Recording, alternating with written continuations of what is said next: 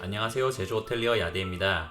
오늘은 기존 영상에서도 줄곧 언급했던 내용인데 같은 질문이 반복되는 것 같아 이참에 영상 한 편으로 정리하려 합니다. 호텔리어의 근무 시간 및 스케줄, 조건 및 환경 등 자주 들어오는 질문을 이 영상 하나로 정리해 볼게요. 질문 목록은 다음과 같습니다. 면접 때 앞머리를 올려야 하나요? 근무 때 이마를 까야 하나요? 키는 몇 cm 이상이면 되나요? 몸에 문신이 있는데 괜찮을까요? 유니폼이 제공되나요? 근무 시간 및 스케줄이 어떻게 되나요? 근무 환경이 어떤가요? 계속 서서 일해야 하나요? 순서로 진행할 테니 급하신 분들은 타임라인을 참고하세요. 전 생각도 못했던 부분인데 이 질문 주는 분들 정말 많았습니다. 우선 제 사례로 얘기하자면 면접 때 앞머리 내리고 봤습니다. 저는 입사 전까지 평생 호텔 한번 가본 적 없고 호텔리어가 이마 까고 일하는 줄도 몰랐습니다. 입사 첫날에도 이마 안 까고 갔고 살면서 앞머리 한번 올려본 적 없어서 선배가 용품 빌려주며 머리 올리는 걸 알려줬습니다. 출근하자마자 머리부터 올리러 선배와 함께 다시 내려갔었죠. 즉 면접 때 이마 까고 안 까고는 그다지 중요한 요소가 아닙니다. 그런 것보다 어떻게 대답할까 질문 준비를 더 잘하고 이 회사에 왜 자기가 필요한 인재인가 포장하고 납득시키는 게 더 중요하다고 봐요. 제 아는 지인은 핑크색 염색한 머리로 면접을 받고 뽑힌 사람도 있습니다. 솔직하게 얘기해 드릴게요. 면접관이 당신 이마 까고 안 까고로 당락을 결정한다면 그건 그 사람이 이상한 겁니다. 아니면 그게 몹시 신경 쓰일 만큼 당신의 대답이 형편없었던가요? 외적인 것도 물론 중요하지만 호텔리어가 연예인을 뽑는 자리도 아니고 심각하게 오징어만 아니라면 내적인 요소, 당신의 이성적인 생각과 논리적인 언변, 그걸 잘 풀어서 면접관을 설득시키는 기술을 연마하는 게 면접 성공과는 더 가깝지 않을까요? 호텔은 만년 인력 부족한 직종이고 외모가 박살난 경우가 아니라면 단순히 이마 까고 안 까고로 당신의 합격 여부가 결정되지 않습니다. 생각해보니 외모가 박살났으면 이미 까든 안 까든 그럼 근무할 때는 앞머리를 올리느냐? 일단 손님을 대면하는 부서냐 비대면이냐 두 가지로 나뉩니다. 비대면인 부서는 손님을 직접적으로 컨택하지 않기에 그루밍에 대한 기준이 관대한 편입니다. 회사에 따라서 유니폼 없이 사복으로 출근하는 곳도 많고 크게 제약을 두지 않습니다. 단 손님을 직접 대면하는 부서라면 대부분의 호텔, 특히 성급이 높아질수록 이마를 까고 일하는 게 스탠다드입니다. 여자들은 핀으로 고정하고 소위 말하는 뽕을 넣어서 머리를 올리고 남자는 그냥 앞머리를 훤하게 까죠. 이게 저처럼 평소에 이마 전혀 올려본 적 없던 사람은 본인의 모습이 낯설어서 적응이 안 될 수 있는데 여기서 중요한 건 본인의 평가가 아니라 회사 내 타인들의 평가입니다. 주변 사람들 90% 이상이 제가 이마 깐 게 더 낫다고 평가했고 지금은 저도 적응이 되어 평소에도 자주 올리고 다닙니다. 그리고 이후 들어오는 후배들 역시 이마 깐 게 이상해 보였던 직원은 손에 꼽았습니다. 까고 안 까고만 따지면 대체로 이마 깐 게 훨씬 깔끔해 보이고 이미지가 확 달라져 보이는 효과가 있었단 소리죠. 그러니 본인 보기에 어색하고 이상해 보이는 게 중요한 게 아니라 직장 내에서 당신의 이미지가 어떻게 보이는지가 중요한 겁니다.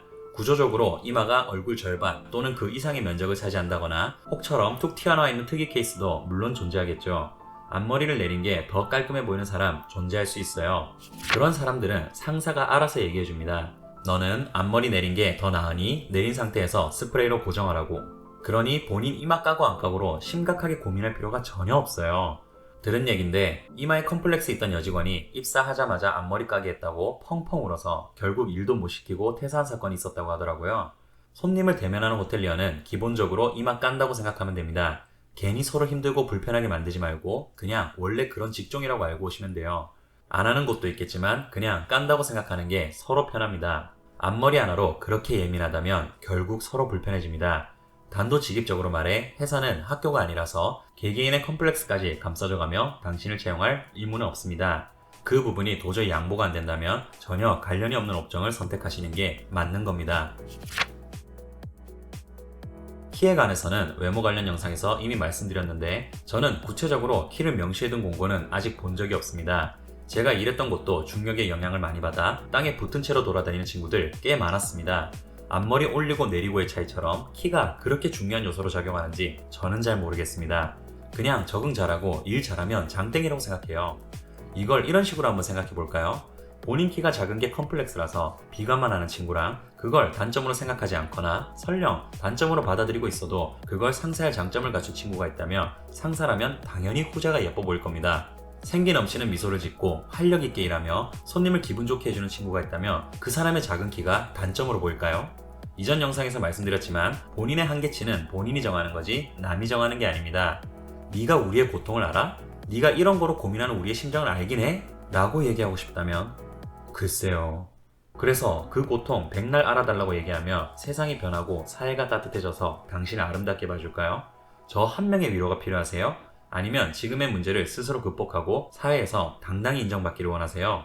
저는 본인의 단점에 연연해 자신감 없는 사람보다는 그래도 본인의 모자람을 극복해 나가려는 의지, 개선해 나가는 실천을 보여주는 사람을 더 높게 쳐줄 겁니다. 당신이 애인이 없는 건 당신이 못생기거나 키가 작아서가 아니라 경험이 부족하거나 본인의 매력을 어필하지 못해서입니다. 본인이 된장찌개처럼 생겼으면 비주얼 좋은 랍스타가 되려고 부질없는 노력을 할 게 아니라 그 특유의 구수하고 깊은 맛을 어필해서 그 고유의 매력을 인정해주는 사람을 만나는 게 순서인 겁니다. 회사도 똑같겠죠. 자, 그럼 문신은 대면, 비대면이냐, 보이는 곳에 했느냐, 안 보이는 곳에 했느냐, 이 두 가지를 우선적으로 고려해야 합니다. 단순히 호텔리어로 국한할 게 아니라 대한민국 사회 인식 자체가 문신에 대해 크게 호의적이지 않습니다. 담배 피우는 여자, 문신한 사람 같은 부류의 요소들은 그걸 왜 하면 안 돼? 그게 왜 문제야? 같은 논쟁거리로 번지기 쉬운데 지금 주제에서는 큰 의미가 없습니다. 솔직히 하셔도 돼요. 그건 개인 자유니까요. 단지 당신이 마주하게 될 상사와 고객 대다수가 현 사회 인식 자체에서는 긍정적으로 바라볼 분포도가 비교적 낮다는 게 문제지요. 개인의 자유다, 표현의 자유다, 개인 기호의 문제다 등은 대다수의 회사 상사들이 신입을 뽑을 때 고려할 요소가 아니라는 거지요. 문신 때문에 불이익이 있을까요? 를 물으신다면 안 한 사람보다는 당연히 불이익이 있다고 봐야 합니다. 어느 회사를 가든 보수적인 상사나 꼰대는 존재하기 마련이니까요. 우선 결론적으로 놓고 말해서 보이지 않는 곳에 문신을 하고 면접을 통과해 입사했다면 문신 때문에 퇴사당할 일은 없습니다. 다만 상사의 안 좋은 시선이 있을 수 있고 거기에 입대는 직원이 한 명도 없으리라고는 장담 못한다는 거지요. 문신이 면접 때도 빤히 보이는 곳에 있다면 그건 솔직히 불이익이 없을 수가 없다고 봐요. 직장 동료를 떠나서 손님이 보기에 위압감이나 껄끄러움을 느낄 수도 있는데 상사가 일일이 찾아가며 손님들한테 요즘 세상에 편견이 심하시네. 외국에서는 이런 거 별로 신경도 안 써요. 하며 일일이 편들어 줄 것 같아요. 본인이 선택한 부분에 대해서 오는 리스크는 결국 본인의 책임인 겁니다. 그럼 문신한 사람은 절대 안 뽑히느냐? 그런 건 아닙니다. 제가 일한 곳에도 몸 한 군데 가볍게 문신한 친구는 꽤 있었고 심지어 온몸에 문신을 해 목 위랑 팔뚝에 문신이 드러난 친구도 있었습니다. 그 친구는 매일 밴드나 반창고를 사서 문신을 가려가며 일했습니다. 즉, 귀에 쓰일 능력이 있다면 문신도 눈 감아줄 수 있다는 거지요. 이 친구는 외국 시민권자로 기깔나게 영어를 잘했습니다. 제가 일한 5성급 글로벌 호텔에서도 세 손가락 안에 들 정도로 영어를 잘했지요. 문신에 대해 불이익이 있냐고 묻는다면 그게 크든 작든 불이익은 있을 수 있습니다. 어쩌면 상사들이 전부 개방적이라 아무 문제가 없을 수도 있지만 그 문제에 대해서 입 한 번 안 될 거라고 생각한다면 그건 욕심이라고 말씀드리겠습니다. 반대로 모든 상사가 보수적인 곳도 존재하겠지요. 호텔마다 다르겠지만 보통 제공됩니다. 단 여기서 아셔야 할 게 호텔리어는 이직률과 퇴사율이 높다고 했죠. 회사 입장에서는 매번 유니폼 지급해줬다가 퇴사해버리면 돈 낭비겠죠. 그래서 성급 높은 곳에서는 개인 유니폼을 지급해주기보다 기존에 있던 퇴사자들의 유니폼을 입으라고 주는 곳이 많습니다. 저 같은 경우는 허리 인치에 비해 다리가 길어서 맞는 바지가 없었습니다. 한동안 마이클 잭슨처럼 입고 다니다가 손님까지 웃으며 뭐라 해서 결국 사비를 털어 바지를 사서 일했고 입사한 지 3년이 되어서야 회사가 맞춤 유니폼을 지급해 주었습니다. 호텔 성급이 높다며 유니폼을 회사에서 세탁해주기도 하는데 성급 낮은 곳은 직접 세탁해서 입는 곳이 많습니다. 유니폼이 정장이라면 그냥 개인 정장 입고 오게 하는 호텔도 있습니다. 앞서 얘기했듯 백오피스는 유니폼 없이 그냥 깔끔한 사복을 입고 오게 하는 곳도 있고 세일즈 마케팅은 외부에서 영업을 뛰기 때문에 본인이 소유한 맞춤 정장을 입고 다니는 경우가 많습니다. 유니화라고들 하죠. 구두가 제공되는 곳도 있고 직접 사가야 하는 곳도 있습니다. 신발은 남이 쓰던 거 신는 게 다소 불쾌한 품목에 속하죠. 그러니 꼭 무난한 검은색 구두 하나 정도는 가지고 가시길 추천해드립니다. 회사에서 새 구두를 제공해준다고 해도 본인 발의 길이 잘 들은 검은색 구두 한 켤레는 반드시 챙겨가세요. 호텔은 서서 일하는 부서가 많고 엄청 많이 걸어다녀요. 대부분 발에 물집이 잡히거나 한동안 고통을 호소합니다. 나중에 적응이 되고 난 후에 보급품을 신어도 늦지 않아요. 본인이 강철발이라 괜찮다고 해도 번갈아 가면서 신으면 발냄새도 덜 나요. 이거 진짜 개꿀팁입니다. 예언 하나 하지요. 나중에 저한테 감사하다는 댓글 반드시 달릴 겁니다. 호텔은 숙박업 특성상 24시간으로 돌아갑니다. 성급의 차이와 어느 부서로 들어가느냐에 따라 근무 시간이 조금씩 달라지겠지만 기본적으로 오전, 오후, 야간 3교대로 돌아가요. 간혹 주간, 야간으로 2교대를 굴리는 곳도 있지만 보통은 3교대입니다. 하루에 식사 및 휴게 시간 포함해 9시간 일하는 게 기본이고 가장 기본적인 근무 형태는 오전 07시에서 16시, 오후 13시에서 22시, 야간 22시에서 07시입니다. 식음료나 수영장 같은 부대 시설은 꼭 24시간 운영할 필요는 없으니 운영 시간에 따라 출근 시간이 판이해집니다. 이는 주방도 마찬가지인데 예를 들어 7시부터 조식이 시작되는 곳이라면 새벽부터 음식을 준비해야겠지요. 패스츄리 같은 경우는 빵 준비를 위해 새벽 3, 4시에 출근하기도 합니다. 즉 호텔 내 대부분의 부서는 시프트 근무에 익숙해져야 하고 스케줄은 일주일치, 2주치, 한 달치를 짜는 등 회사마다 방침이 조금씩 다릅니다. 보통 성급이 높을수록 매주 점유율 변동이 수시로 바뀌고 단체 예약으로 인한 부대시설 운영 변경, 그로 인한 부서 인원 투입 현황이 달라지기에 이런 곳들은 매주 근무를 새로 짜고 심지어 이미 공지된 근무가 변동되는 경우도 허다합니다. 쉽게 이해하자면 토요일이나 일요일에 다음 주 근무가 올라오는 시기입니다. 이런 변동이 적은 호텔일수록 스케줄 분량이 늘어나죠. 한 달치 근무는 보통 그 전달 20일 정도까지 휴무 신청을 받고 매니저가 짜서 공지하는 경우가 기본입니다. 그러니 오전, 오후, 야간 휴무 순서로 돌아가나요? 3일 근무하고 하루 쉬고 2일 근무하고 하루 쉬나요? 이런 식으로 질문하는 분들은 호텔의 생태계를 전혀 이해 못하신 상태인 겁니다. 그냥 스케줄은 랜덤박스라고 생각하시면 됩니다. 그 전날 저녁 11시까지 근무서고 다음날 아침 7시에 출근하는 경우도 있고 이를 백투백 근무라고 합니다. 백투백은 기본이고 쉬는 날이 꼬이다 보면 9일 연달아 일하고 하루 쉬고 다시 5일 일하는 경우도 생깁니다. 제가 주임으로 스케줄 짤 때 최대한 신경 썼던 것이 백투백과 5일 이상 연속 근무를 없애는 거였습니다. 그토록 신경 써도 희생자는 반드시 나오게 되어 있습니다. 그런 친구들은 다음 주에 이틀 휴무를 붙여주거나 못 쉬었던 휴무를 추가해 더 쉬게 해주는 식으로 굴렸죠. 명심하셔야 할 것이 모든 매니저가 저 같은 생각하는 거 아닙니다. 스케줄은 매니저의 권한이기 때문에 법적으로 문제가 되지 않는 한 그냥 꼴리는 대로 스케줄 짜는 매니저 많습니다. 호텔리어의 가장 큰 단점 중 하나가 시프트 근무고 몇 년을 일해도 적응 못하는 분들은 끝끝내 힘들어합니다. 피곤함을 달고 살 수밖에 없는 숙명이기에 이 부분이 걸리시는 분들은 고정적인 시간에 근무하고 휴무를 할 수 있는 직종을 찾으시는 게 맞습니다. 상대적으로 백오피스는 공무원 근무랑 동일한 경우가 대부분입니다. 09시에서 18시까지이고 주말을 쉬지요. 그렇지만 백오피스는 실질적으로 호텔리어라고 규정하기가 애매합니다. 재경부나 인사부 같은 부서는 사실 다른 회사에도 다 있는 거잖아요. 세일즈 마케팅 같은 경우는 외부에서 업무 띄고 본인이 성사시킨 단체가 들어오거나 하면 실질적으로 근무 시간이 가장 대중 없어집니다. 본인의 단체가 들어오고 나갈 때까지 계속 신경을 써야 하니까요. 여기서 오버타임이나 야간 수당 등의 요소가 개입되는데 이건 입사하기 전에는 알기가 가장 어려운 부분이에요. 휴무 같은 경우도 주 2의 휴무가 보장된 곳이 있고 격주로 휴무가 하루, 이틀 돌아가는 곳도 있죠. 공휴일날 일하는 걸 꼼꼼히 수당으로 챙겨주는 호텔도 있고 그냥 평일과 동일하게 지불하는 곳도 있습니다. 호텔마다 이에 대한 시스템이 판이하게 다르니 이건 사실상 복불복입니다.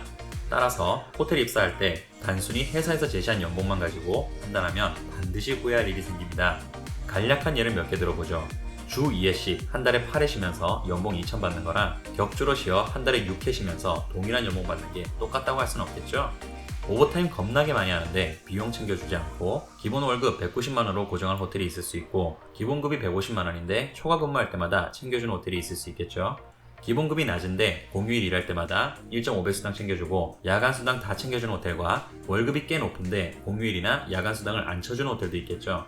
이처럼 변수가 많고 다양한 시스템이 적용되는 생태계에서 입사 전에 이 모든 걸 파악한다는 건 사실상 불가능에 가까워요.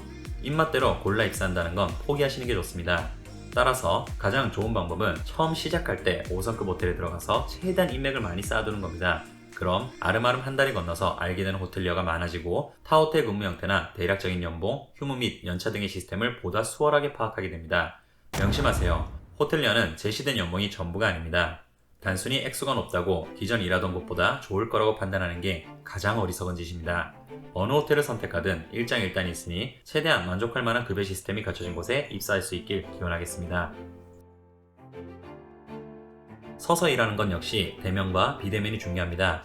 비대면 부서는 당연히 앉아서 일을 하고 대다수 대면 부서는 일어서서 일합니다. 프론트로 예를 들면 의자 자체가 빛이 되지 않은 곳이 많습니다. 즉 여러분이 흔히 상상하는 호텔리어는 근무 내내 서 있는 경우가 절대적으로 많습니다. 물론 중간중간 손님한테 안 보이는 백사이드 쪽에 숨어서 돌아가며 쉬기도 하지만 기본은 서서 일한다고 보면 됩니다. 저는 입사하고 석 달 동안 밥 먹는 시간을 제외하고는 근무 시간 동안 단 한 번도 앉아본 적이 없었습니다. 나중에 선배들이랑 친해지고 나서야 돌아가면서 쉬게 됐죠. 참고로 제가 이게 싫어서 짬이 차고 나서 4시간 돌아가며 5분이라도 쉴 수 있도록 후배들과 같이 분위기를 바꿔나갔습니다. 호텔리어는 정신적인 스트레스가 상당한데도 불구하고 육체노동 비중이 못지않게 높은 직종입니다. 제가 연회장 20시간 헬퍼를 해본 적이 있는데 살면서 처음으로 몸이 무거워서 발이 안 떨어지는 걸 경험해봤습니다. 저는 중국에 살 때 1시간 반 거리에 있는 대학교를 수시로 걸어 다녔고 하루에 4-5시간 정도는 우습지도 않게 걷던 사람입니다. 군대에서 행군 끝내고 발에 물집 한번 잡히지 않던 저였는데 구두 신고 호텔리어로 일하며 발바닥에 고통을 느꼈고 발가락 모양이 굽었고 물집, 티눈이 잡히기도 했고 말목에 통증을 느껴 압박붕대를 하며 일하기도 했습니다. 하루에 기본으로 15,000걸음 이상을 걸었고 바쁠 때는 25,000걸음을 넘기도 했죠. 지금도 저는 간혹 손목과 발목에 고통을 느낍니다. 아직 병원에 갈 정도는 아니지만 나이가 더 들면 어떻게 될지 모르죠. 무슨 직업이든 직업병이란 존재하고 저는 이 일이 세상에서 가장 힘들다고 말하는 게 아니에요. 그냥 호텔리어를 하고 싶고 어떤 부서를 선택하느냐에 따라 이런 일이 발생할 수도 있다는 걸 전달해 드리는 것 뿐이에요. 즉, 저한테 계속 서서 일해야 하나요? 와 비슷한 질문을 하는 분들은 제가 느끼기엔 고생할 게 두렵거나 염려되는 분들이라 이런 질문을 한다고 봐요. 이런 부분이 염려된다면 호텔리어는 시작하지 않는 편이 좋습니다. 어느 호텔이냐, 어느 부서냐에 따라서 업무 강도가 달라지겠지만 기본적으로 정신적, 육체적 고생이 만만치 않은 직업이니까요. 고생하는 게 염려된다면 그냥 애초에 시작하지 않는 편이 본인 정신 건강에 도움이 될 테고 이 바닥에 환멸을 느끼지 않을 테지요. 오늘은 제가 가장 많이 드는 질문을 모아 정리해봤습니다. 지금껏 많은 질문을 받으며 사람들이 호텔리어에 대해 이렇게 모르는구나, 이렇게 별 고민 없이 오니까 현실에 부딪혀 한 달도 못 버티고 퇴사하는 사람이 이렇게 많았구나 깨닫게 되었습니다. 그러니 완전 반대 입장에 있는 제 개인적인 기준을 얘기해드릴게요. 정말 주관적인 생각이니 이 얘기는 전혀 참고 안 하셔도 됩니다. 중국에서 15년 이상 별의별 고생하며 살아본 저는 호텔리어로 일하며 이 일이 힘들다고 느껴본 적은 단 한 번도 없습니다. 단지 불만 하나는 내가 하는 일에 비해 박봉이다였지요. 다시 한번 강조하죠. 정말 주관적인 관점에서 말씀드리겠습니다. 불만을 떠나서 단순히 일이 힘들다고 느껴지신다면 저는 2가지 이유라고 생각합니다. 적성에 맞지 않거나 이 정도 고생을 안 해봤거나. 저는 이 일이 힘들지 않습니다. 굳이 이직을 고민한 건 박봉 때문이었습니다. 그 외에는 정신적, 육체적으로 고생한다고 느껴본 적이 없어요. 그리고 박봉을 상쇄할 만큼 고객과 소통하며 얻는 기쁨이 컸지요.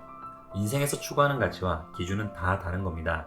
저는 이 일이 재밌고 그래서 제가 이 일을 오래 할 수 있는 거지요. 그러니 본인의 가치와 기준이 달라서 이 일이 맞지 않으면 굳이 아등바등 버틸 이유가 없습니다. 마찬가지로 본인하고 안 맞아서 호텔리어 같은 직업이다 비난하실 필요도 없습니다. 저 역시도 호텔리어 그만두고 떠나가는 사람들 무시하거나 안쓰럽게 본 적 없습니다. 이게 힘들게 느껴질 정도로 평소 고생을 안 해봤거나 정말 적성에 안 맞은 사람들일 테니까요. 그 사람들이 다른 환경에서 본인의 재능과 적성에 맞는 직종을 찾길 바랄 뿐입니다. 도움이 되셨다면 좋겠네요. 이상으로 호텔리어와 고객 모두를 위한 채널 야대였습니다.